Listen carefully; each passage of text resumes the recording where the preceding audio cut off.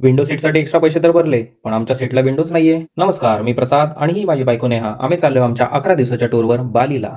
पहाटेच आम्ही पोहोचलो क्वालालंपूर एअरपोर्टला. इथे होता आमचा 5 तासाचा लेओव्हर. फ्लाईटमधून बाहेर येताच आम्ही बसायला जागा शोधू लागलो, कारण इथे बऱ्याच फ्लाईटचा लेओव्हर असतो आणि गर्दी सुद्धा असते. सगळे मस्त पसरून झोपलेले असतात. जागा मिळाल्यानंतर आम्ही फ्रेश व्हायला गेलो, आराम केला, थोडं खाल्लं, नंतर गेलो एअरपोर्ट एक्सप्लोर करायला. आणि पहिलेच बघतो तर काय दिसला आम्हाला मिनी फॉरेस्ट, ज्याचं नाव होतं जंगल बोर्डवॉक. तुमचा पण इथे लेवर असेल तर नक्की जा. खूप सुंदर फुलं आणि छोटा वॉटरफॉल. आत बसायला जागा सुद्धा आहे. इथे जायचं असेल तर सकाळी 8 ते संध्याकाळी 7 पर्यंत तुम्ही जाऊ शकता. आणि विशेष म्हणजे इथे जायला कोणतीही फी नाहीये. फिरता फिरता वेळ झाली बाली फ्लाईटची आणि आम्हाला जायचं होतं दुसऱ्या टर्मिनलला. दुसऱ्या टर्मिनलला जाण्यासाठी 2 ऑप्शन आहेत, एक तर ट्रेन किंवा बस. आम्ही गेलो या ट्रेनने. तुम्हाला पण या ट्रेनने प्रवास करायचा असेल तर सकाळी 6 ते रात्री 10 पर्यंत ही ट्रेन चालू असते. या दोघांनाही कसलाच तिकीट नाहीये. ट्रेन मधून उतरून पटकन गेलो सिक्युरिटी चेक इन करायला आणि विंडो सीट आहे म्हणून खुशीत गेलो प्लेन मध्ये. आणि बघतो तर काय आमच्या सीटला विंडोज नाहीये.